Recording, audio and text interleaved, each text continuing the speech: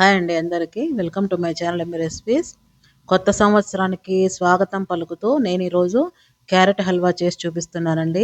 ఎంత బాగుంటుందంటే పిక్క కవ్వ అంటాం కదండి, స్వీట్లెస్ కవ్వ. అది వేయడం లేదు, నెయ్యి వేయడం లేదు, ఓన్లీ పాలతోనే చేస్తున్నాను. ఎంత బాగుంటుందంటే ఇది స్వీట్. ఇది కూడా ఒకసారి ట్రై చేయండి, మీకు బాగా నచ్చుతుంది ఇది. ఇక్కడ వచ్చేసి నేను కొద్దిగానే చేస్తున్నాను, అర్ధ కేజీ క్యారెట్ తీసుకున్నాను. ఇది వచ్చేసి ఫస్ట్ మట్టి ఉంటుంది కాబట్టి బాగా నానబెట్టేసుకొని పీల్ చేసుకోవాలన్నమాట.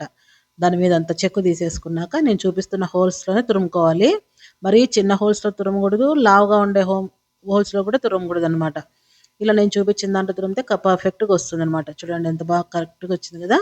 మొత్తం ఇలాగంతా తురిమేసుకున్నాక ఒక ప్లేట్లోకి ఇప్పుడు ఒక కడాయి పెట్టేసుకొని నేను ఫ్యాట్ మిల్క్ తీసుకుంటున్నానండి. దీంట్లో నెయ్యి శాతం ఎక్కువ ఉంటుంది అనమాట. నేను మొన్న చూపించాను కదా ఎంత మీగడ, పెరుగు మీద మీగడ ఎంత మందం ఉండేదో అలాంటి పాలనమాట ఇవి. నేను ఇంట్లో మిల్క్ బాయిలర్లో కాంచుకుంటాను కాబట్టి మీగడ కూడా బాగా చాలా మందంగా వస్తుంది. నేను ఇక్కడ అర్ధ కేజీకి గాను 4 గ్లాసులు పాలు తీసుకుంటున్నానండి. చిక్కటి పాలు అనమాట ఇవి. మీగడతో సహా వేసేసుకుంటున్నాను. చూపిస్తున్నా కదా. ఇలా వేసుకోవడం వల్ల ఇంక నెయ్యి అవసరం ఉండదండి, కవ్వ కూడా అవసరం ఉండదు. ఎందుకంటే దీంట్లోనే ఉంటుంది కదా నెయ్యి, మొత్తము నెయ్యి ఉంటుంది. కవ్వ కూడా దీంతోనే చేస్తారు కాబట్టి ఇంక అవసరం లేదు. ఇలా పాలు కొంచెం వేడవ్వగానే క్యారెట్ వేసేసుకొని హైలో పెట్టేసుకొని ఉడికించుకుంటున్నాను బాగా అనమాట. పొంగిపోకుండా అక్కడే ఉండి చూసుకోవాలి.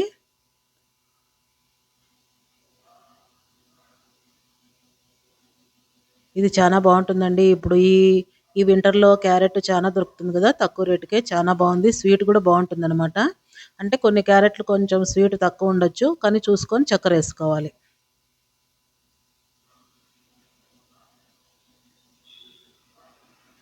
ఇలాగ ఇక్కడే నిల్చుకొని కలబెడుతూ ఉండాలన్నమాట, అడుగంటకోకుండా. పాలు కదా తొందరగా కింద కూర్చోకుండా అనమాట. చాలా బాగా గట్టిగా అయిపోయినాక బాగా డ్రైగా వేయించుకోవాలి. ఇలా డ్రైగా అయిపోయినాక చక్కెర వేస్తున్నాను. దీనికి ఎంతగా పడుతుందంటే నేను ముక్కాలు కప్పు తీసుకున్నానండి, ఖచ్చితంగా 150 గ్రామ్స్ అనమాట తూకంలో వచ్చేసి. బాగా డ్రైగా వేయించుకున్నాక చక్కెర వేసుకుంటే ఈ పాకంలో ఇంకా బాగా ఉడుకుతుంది అనమాట క్యారెట్ అనేది. ఇంకా పాలు పాలు ఉన్నట్లుగానే వేయకూడదు చక్కెర ఎప్పుడే కానీ. బాగా డ్రైగా వేయించేసుకున్నాక పాలన్నీ ఇమిరిపోయాక చక్కెర వేసుకోవాలి. అప్పుడు స్వీట్ ఇంకా బాగుంటుందన్నమాట. ఒకసారి మీరు కూడా ట్రై చేయండి, మీకు నచ్చుతుంది.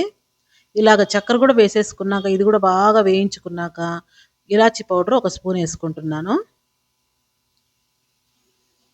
దించుతామనంగా వేసుకోవాలి ఇలాచి పౌడర్, అప్పుడు ఫ్లేవర్ బాగుంటుంది తినేటప్పుడు. నేను మీగడతో సహా వేసాను కాబట్టి మీకు అక్కడ రవ్వ రవ్వ కనిపించవచ్చు. నెక్స్ట్ వచ్చేసి నెయ్యి వేసుకుంటున్నాను, డ్రై ఫ్రూట్స్ వేయించుకోవడానికి కోసమే. లేదంటే కన్నా మామూలుగా క్యారెట్ వేయిస్తామన్నమాట నెయ్యిలో, అలా కాకుండా ఇలా చేస్తున్నాను ఈరోజు. లేదంటే డ్రై నట్స్ వేయించుకోకుండా అలా కూడా వేసేసుకోవచ్చు, కొంచెం క్రంచీగా ఉంటాయనేసి నేను నెయ్యిలో వేయించుకుంటున్నాను. కావలసినంత జీడిపప్పు, బాదం పప్పు సన్నగా కట్ చేసుకొని, అలాగే కిస్మిస్ అలాగే వేసుకొని ఎర్రగా వేయించుకొని నెయ్యితో సహా వేసేసుకుంటున్నాను.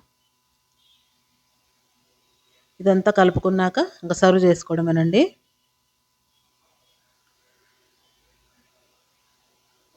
ఈ వీడియో మీకు నచ్చుతుంది అనుకుంటున్నానండి. మీ ఫ్రెండ్స్కి, రిలేటివ్స్కి షేర్ చేయండి, సబ్స్క్రైబ్ చేసుకోండి, లైక్ చేయండి, కామెంట్ చేయండి. మరిన్ని మంచి యూస్ఫుల్ వీడియోస్ తోస్తుంటాను. అలాగే బాడీలో హిమోగ్లోబిన్ తక్కువ ఉందనుకోండి, ఇలా క్యారెట్ తినడం వల్ల మంచి బెనిఫిట్స్ ఉంటాయన్నమాట. అలా కంటి చూపుకు కూడా మంచిదన్నమాట ఈ క్యారెట్ తినడం వల్ల. ఇక్కడ వచ్చేసి పిస్తా కూడా పెడుతున్నానండి, చాలా బాగుంటుందనేసి.